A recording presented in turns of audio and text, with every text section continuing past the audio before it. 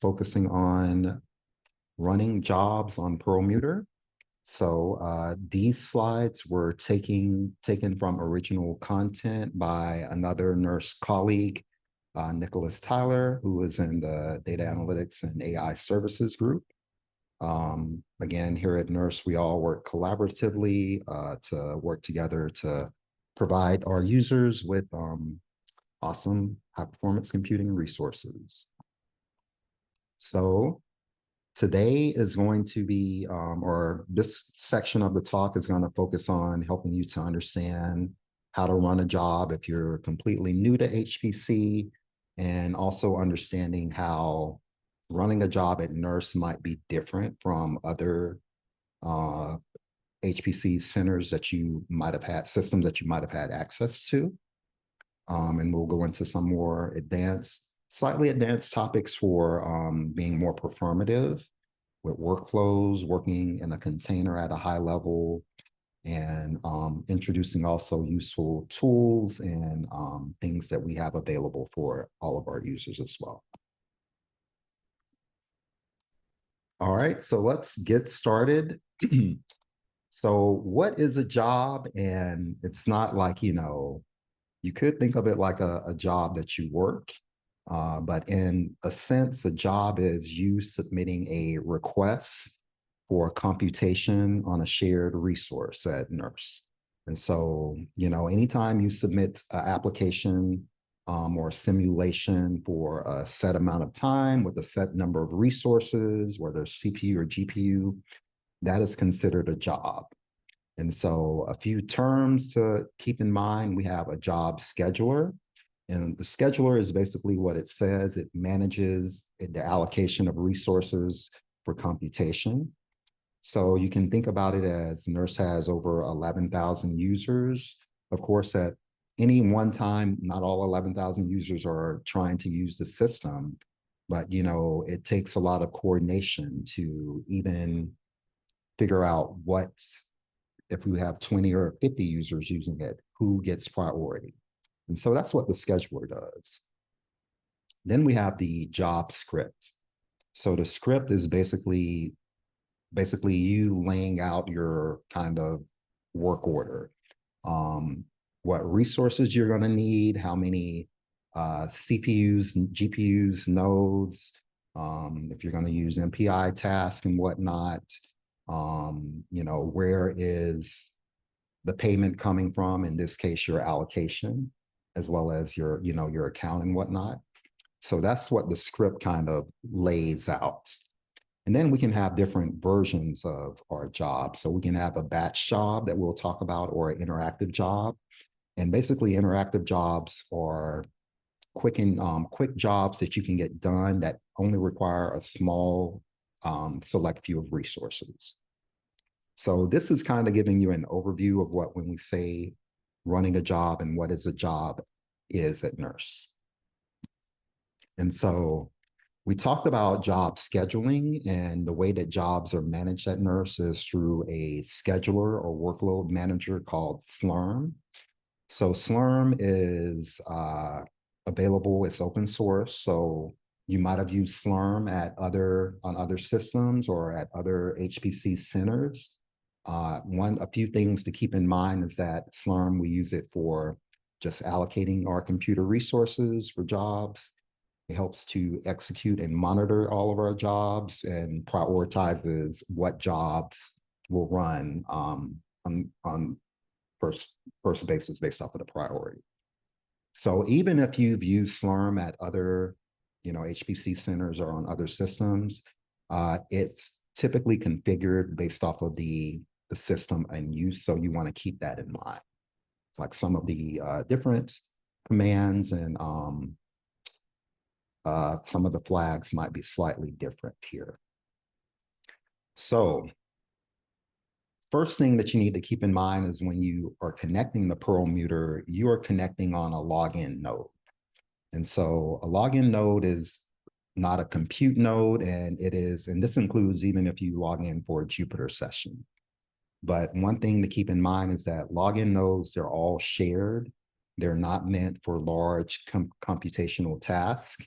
And we only have 40 login nodes. And so you want to make sure that you're not doing any heavy computation. We do tend to monitor the login nodes. And if we can see that you've been using it out of our guidance, then we will kind of send you like maybe like a little nasty gram letting you know like this isn't compliance. Please make sure you terminate your job and log into a compute node. So what are compute nodes? Compute nodes are where you're going to do all of your heavy computations and simulations. Perlmutter, we have over 4,800 compute nodes, almost 1,800 GPU nodes, and almost over 3,070 CPU nodes. So those are going to be the nodes that you want to go to use for heavy computation. Login nodes are good for quick debugging, maybe like you're only going to do a couple of time steps of your simulation. But if you're going to be using it for hours at an end, that's not what they're meant for. So just keep that in mind. It's just a good practice as well. And again, there are two ways for accessing compute nodes. You got your interactive jobs, and those will directly connect to you. And so you can essentially request resources right then and there and make use of them for interactive jobs, simulations, even within your Jupyter Notebook. Batch jobs are typical for large-scale simulations that are longer. You can think hours and some even days, and these can use multiple nodes, some even hundreds or thousands. So the difference is that with a batch job, based off of the resources, that's going to determine how quick you're going to get access. And so we talked about our job script. And so with Slurm, you basically want to tell it what you need to use. So we have a number of different Slurm flags that you can utilize to denote your needs. So for the number of nodes requested, you can denote that. Remember, again, we have our over 3,000 CPU nodes and over 1,000 something GPU nodes as well for you to use. Number of tasks, which is going to be like your MPI over total ranks that you're going to be used. You'll have your account, which is where your job is charged from. So each of you might have different NERSC accounts or projects that you're working out of. So you want to be cognizant, making sure you're not charging against one project when you should be charging against another. The quality of service, that's the queue. We'll get into details about that. The constraints, basically the type of node you're requesting, CPU or GPU. And then also a big factor is the wall clock time. How much time will you need for your job to execute? So these constraints all have a large, can all greatly impact the priority of your job in the queue. So how do you launch a interactive job from Slurm? The salloc command is basically what we use, and salloc is basically stands for Slurm allocation, and it allows for you to allocate a number of nodes and resources to use. So this simple command here, salloc, and then we have the account used as well as the number of nodes and the time and the constraint as well. So what did we ask Slurm to do? So salloc is basically breaking down the command is giving you some compute nodes to use. The account that you're charging to, that is denoted here as M000. In the last slide, it was M4388. The number of nodes that you're going to need to work with is set within the time that you think it'll take. And you want to keep in mind that the time should be like the worst case time limit, because what you don't want to do is set, let's say your job is going to take 15 minutes, but you only put 10. Once that time hits, your job will stop and your simulation will not have completed because you did not set an accurate time. And then you also have the type of constraint, the type of node you want to use as well. So these are all different factors to consider when you're launching a job on Perlmutter. The factors all take into account. So you can imagine like the less number of resources and the less time you take, more than likely that's the quicker that your job will be able to execute. And so using the interactor job, you just need to make sure you set the appropriate queue or quality of service that you want to be interactive. And there are specific limits that we have. With the interactive, you can use 1 to 4 nodes and 4 hours of max fall clock time. If it's shared, then what you can do is you'll get half of that node max, and then you have an extension of 48 hours fall clock time. So that could be 2 GPUs or 64 cores for you to access if you wanted to do a shared version. And so you can launch interactive jobs in a number of ways. Again, within Jupyter, which Lippy will be talking about after this section, after this module, you can do it in the Jupyter Hub as well as the Slurm command, the salloc for interactive. Now, what most users use are resources for batch jobs. And so these are going to be like the large scale simulations that you think about that maybe require hundreds of cores and hundreds of nodes to process the data and execute. And it can take sometimes days or multiple hours to process. And so this allows for you to submit one job, get all of your processing done. And this Slurm allows you to schedule it so you can select how much time you need, as well as the number of nodes that you're going to need as well. And if you want to in order to submit a batch script, and we'll go into details later, but it's just the command sbatch, and then you'll submit your script, whatever you decide to name it, .sh. And once that's submitted, you'll get a job ID number as well. So let's go into a little bit of details about this. So sbatch is just the command for submitting, similar to salloc for an interactive job. And so once you have submitted it, it's going to give you back your job ID. And the job IDs are going to be pertinent for you to identify, what job you've submitted, and they're analogous to your account as well. So what exactly does a batch script look like, or Slurm script look like for doing a batch submission?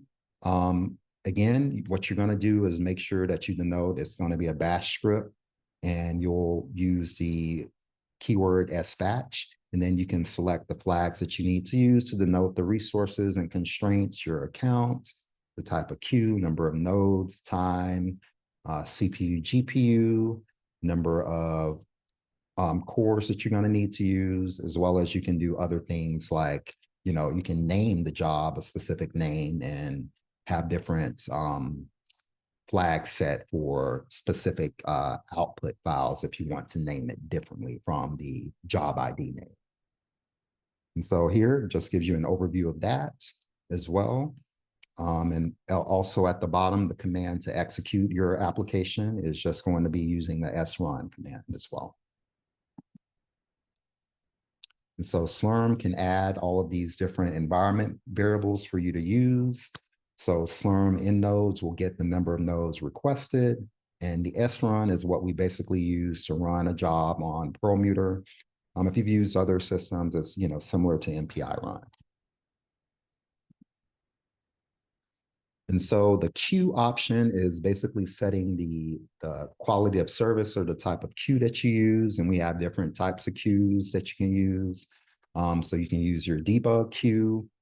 You can use regular or shared, and you can also use premium. Each one has different constraints. So that's important to keep in mind, and that, you can think about anytime you're going to use a shared node, it's going to be a different constraint versus regular or even debug. And debug has smaller number of nodes and a limited wall clock time that you can make use of.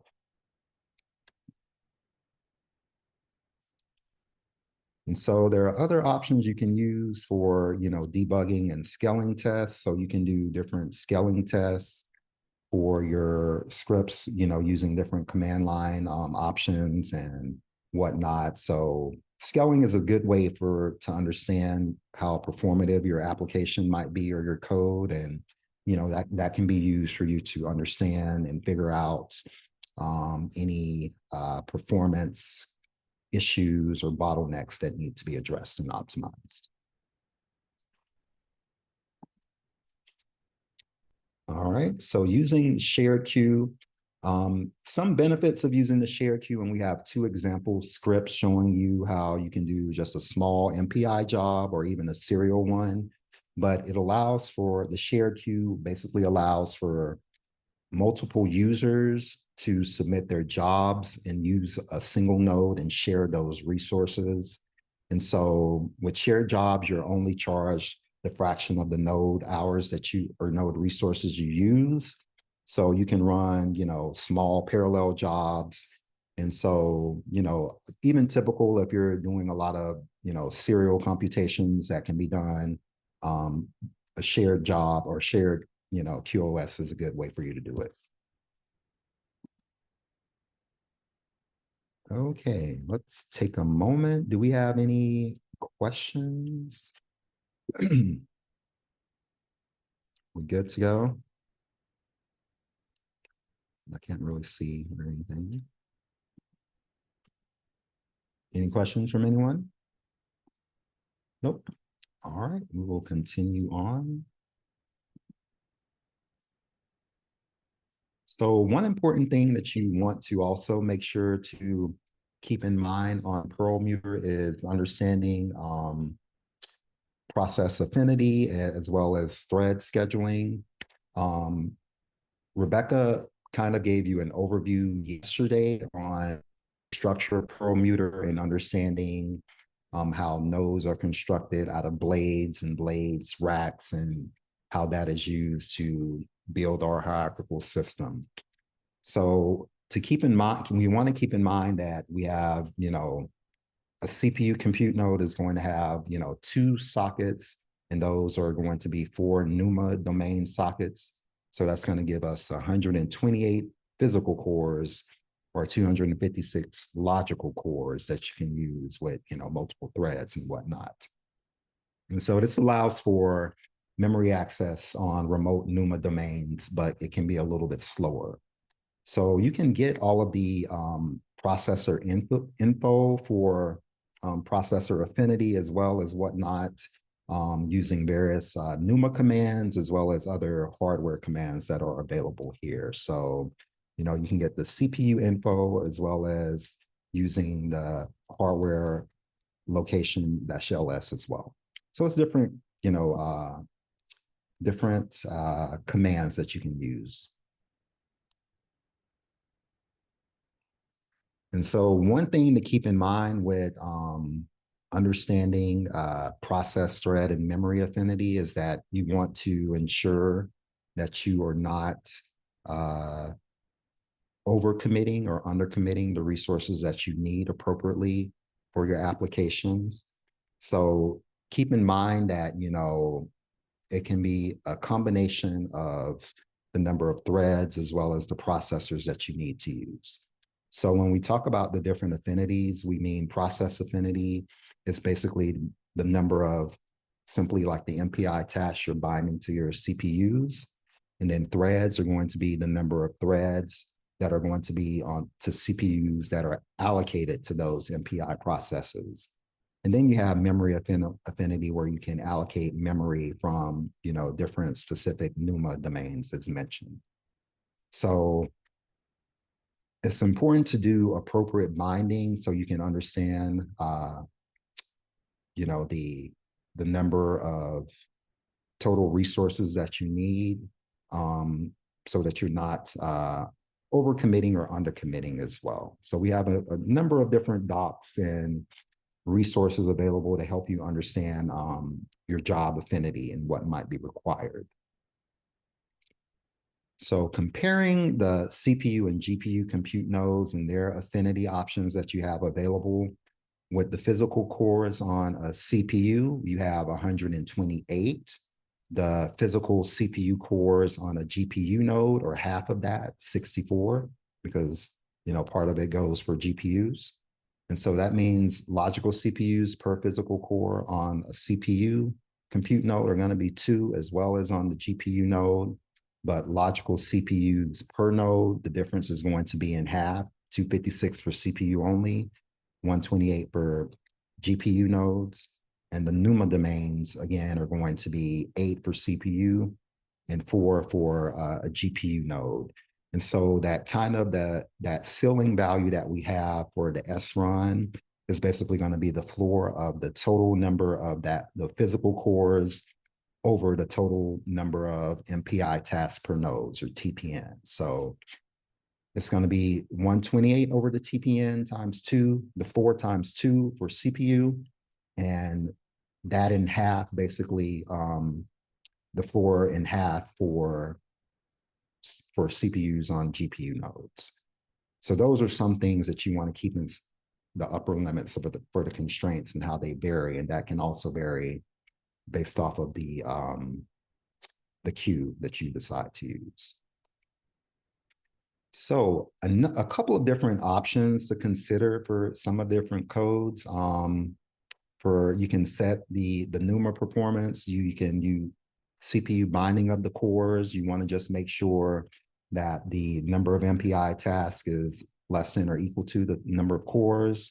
When it comes to threads, you want the MPI tasks to be greater than the number of cores. And again, that C value is going to be computed based off of that value of 2 times the person coming in versus the number of that CPU core limit over the TPN, where the TPN here is 16. So that kind of gives you how you can compute those different constraints as needed. So a couple of different options. And again, we also have a job script generator that we'll show at the end. So that can kind of help a lot of users that maybe struggle with understanding some of the different affinity options and resource requirements that you might need for your application. And so again, other options for using OpenMP. OpenMP, you need to explicitly make sure you export the number of OpenMP threads that you want to use, other flags for places, as well as processor binding as well. So that can be done in your SBAT script or through environmental variables as well. And you can make use of appropriate libraries as needed as well.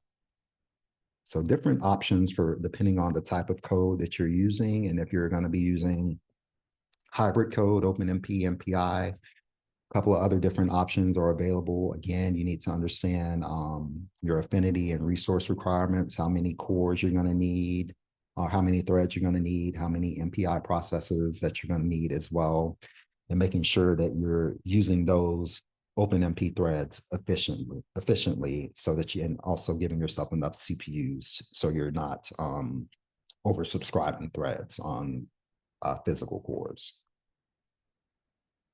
Okay. Then other options for GPUs, you'll remember you need to explicitly note for the GPU, the constraint GPU that you're going to be using, and you can spread the GPU applications, you can spread them over different GPUs per task, and you can do specific binding as well. And with that binding, you'll still use the same constraints based off of the floor and the task per node that you need to use. In this case, would be 4 for the GPUs per task. So different options you'll see that are, just changing a couple of the flags and constraints in your batch script is what you need to do to understand. But if you get any kind of errors, or a common one is just that you maybe have submitted a batch and it does not follow any, I forget the verbiage, but it's basically like doesn't fit a QoS or something. Typically that means you might have either or you might have submitted a queue you don't have access to, or you're trying to access from an account, or you have the wrong account denoted, or some things like that. So typically that's the easy way for it to tell if maybe there's a flag not set right in your SBAT script. All right. And continuing on, going into multiple jobs and workflows. So, we're doing a lot of work in parallel on Perlmutter, but let's say you have, multiple jobs that you want to execute, and, you can run multiple executables, either sequentially or simultaneously. Within Slurm, you can use a Slurm job array, and the job array basically can allow for the same job task that maybe has different inputs. And so there are different workflow tools that we have available that you can utilize, as well as more complex ones. GNU Parallel, Parcel, Fireworks, etc. Something NERSC and the DOE is heavily working on is building out more proficient and performative workflows. And so that's been a heavy area of focus for all DOE labs, especially at NERSC.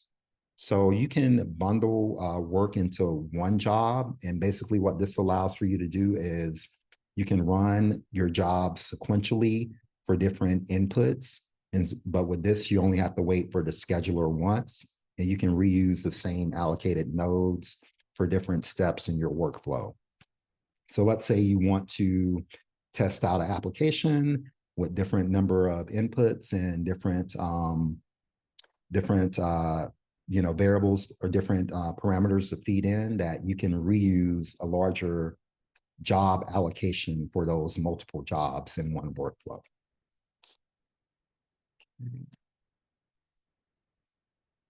And so different ways to configure it. So you can also have it only have to wait for the scheduler once. So this will run the same inputs with the same program with different inputs per srun. So you can use the wait command for that. Okay, and another common approach is to use job arrays. And so the difference is that with a job array, Slurm is going to manage each job independently. So that means basically if one task does not, finish or fails, it won't affect the others. So job arrays can be good for, if you're doing a lot of calculations that have large statistics and similar inputs, or you need to do different parameter sweeps over the input files, then a lot of times users can make use of the different job arrays make use of job arrays. Another way to do that is GNU Parallel. GNU Parallel can also be used. And so that can manage the task inside of your allocation. Good for a lot of smaller tasks. Most people report faster start times than when using srun. And so you can reuse your allocation for your different tasks, and all tasks, as the task finish, the next one starts. So it basically makes efficient use of your allocation without wasting resources.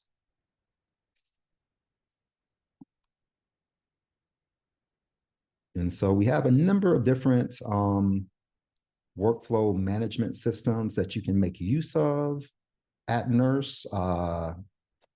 Parcel, Func, Globus are also there. Lippy talked about Globus yesterday. And these are all good for handling your data and data movement workflows as well. So if you have specific questions, we have different groups that focus on helping our users manage their complex workflows. So if you are ever confused, we have various trainings, but also please do reach out and submit a ticket so we can route you to an appropriate consultant that would be able to assist you. All right, getting to the final stretch. We're doing on time. So using jobs in containers. So we've talked a lot about containers here at NERSC, and essentially, containers like Docker, that you've heard, or if you're not familiar with, are great for making your science and your software systems portable from one system to the next, so they can help to decrease, the porting time that it takes for setting up different applications and application environments. So at NERSC, we support Shifter and Podman HPC. We don't support Singularity or Aptainer on Perlmutter. So those would be the best options for you to make use of. And so what exactly is a container? Again, container is just an easy, simple way for you to package up your software into a environment that's portable, that you can take with you wherever you go. So basically allowing for you to use a virtualization for running your application or environment on a different system. So it can be ran on, like a personal computer, on Perlmutter, or any other HPC system that you might have access to. And so in order to use your container on Perlmutter, you would need to make sure you ship it, or make sure it's built and registered at registry.nersc.gov. And then you'll want to build it against your account, whatever the name that you decide to name it, and that version. And then you will basically want to make sure you push it, ship it to registry.nersc.gov against your account. And so once that's complete, you can run your container using Shifter or Podman HPC on Perlmutter. And we have ample documentation showing everyone how to work through it, as well as various trainings as well. So even after this training, if you are still a little bit confused, this is throwing a lot of information, please reach out to any of us, the core training team, or put in a ticket. We can either route you to the right resources that you might need, or also schedule a time with a consultant if you need help or you have any questions. And so if you want to simply run your Shifter container, once you have pulled your image, before you start, you just simply need to make sure you add in the image into your sbatch command, and make sure you use the keyword Shifter and srun. And that will allow for you to essentially run your container on Perlmutter. And so there are different options and things that you can also include. You can select a different volume, any type of environment that you're using, and et cetera, of any modules that you need to include as well. So different options, and the documentation has a good overview of how you can make use of that. And similar for running a Podman HPC container, you will need to, just before you start, you will need to pull it. Make sure that you include the appropriate image, as well as the Podman HPC run command in your srun command in your sbatch script.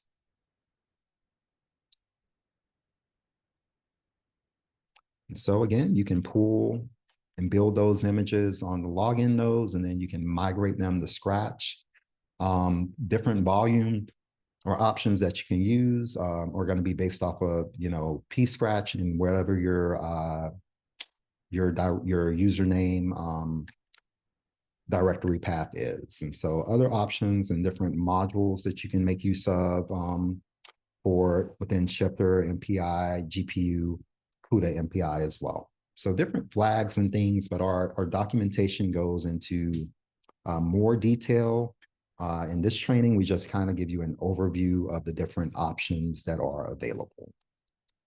So it's not meant to be very extensive or exhaustive, just letting you know these options are out there. Okay. Okay. Any questions before we get into the last couple of slides? And I promise these are the last few ones. Good on questions, or? Okay. So now you know all of the different ways that you can submit your job. Now, how do you monitor and check on the progress or status of them? So within Slurm, you can use the SQ command, and that's going to give you the information about the jobs in the queue. And then there are other commands that you can use, like SQS for denoting some of the different, all of the different jobs that you have, and different, it gives you a little bit more information, denoting the status, if it's running, completed, pending, the time it's been running as well. So it gives you a number of different options and information to make use of. If you need to cancel a job, you can just use the cancel command, and you can enter the job, cancel, and then that job ID. So here we just have a few examples of few commands of submitting a job using SQS to track it, and then cancel to cancel that job as well.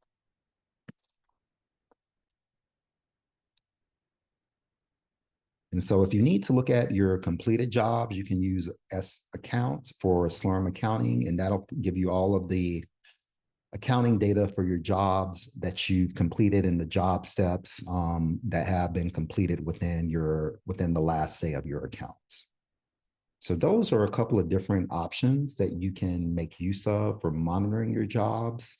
Looking for completed jobs, you can look for, based off of the job ID, if you've given it a specific name for that job, or even if you have a specific constraint on how it was running or executing, or if the state is running or pending or whatnot. So different options that you can look to monitor and check on the status of your jobs.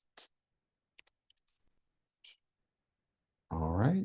So to wrap up with some best practices on job scheduling, it's important to understand that the job is, essentially you're prioritized based off a combination of number of factors. The busier the queue is, and the more resources you need, the longer you're likely going to have to wait. So it's important to keep that in mind, that there's no one size fits all approach. Sometimes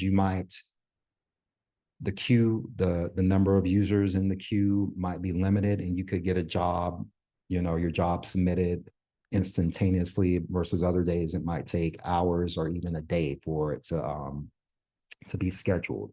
So that's important to keep in mind, the number of resources, number of nodes, tasks per node, the time, the queue that you select, those all have an effect on when your job is prioritized and scheduled. So again, a few tips, try to do one job with a large allocation.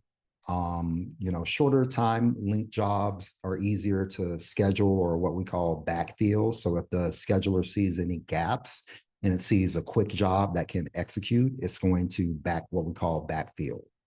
So another thing is also choosing the right time. Again, as I mentioned, sometime the queue, and even there are certain hours of the day where the queue will be lighter than other hours.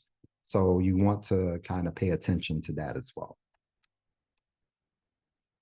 And again, if you're struggling with any of the commands or whatnot, we do have the job script generator that you can make use of. You can enter information about the application, the resource type you need, and any other information, and it'll generate the SBAT script for you. So that's another great and useful utility that you can make use of. Okay, so we covered a lot.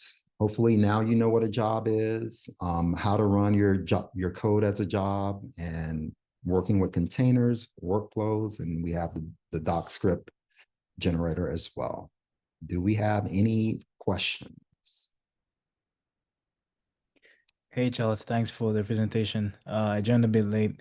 I was wondering if these slides are going to be available after the session. Yeah, they are actually already posted in the Q&A document. So here you go. Let me repost the link. Okay, thank If you you. look under presentations, they are under the day 2 part. Awesome. Thank you. You're welcome. Thank you for joining. Any other questions? Okay, cool.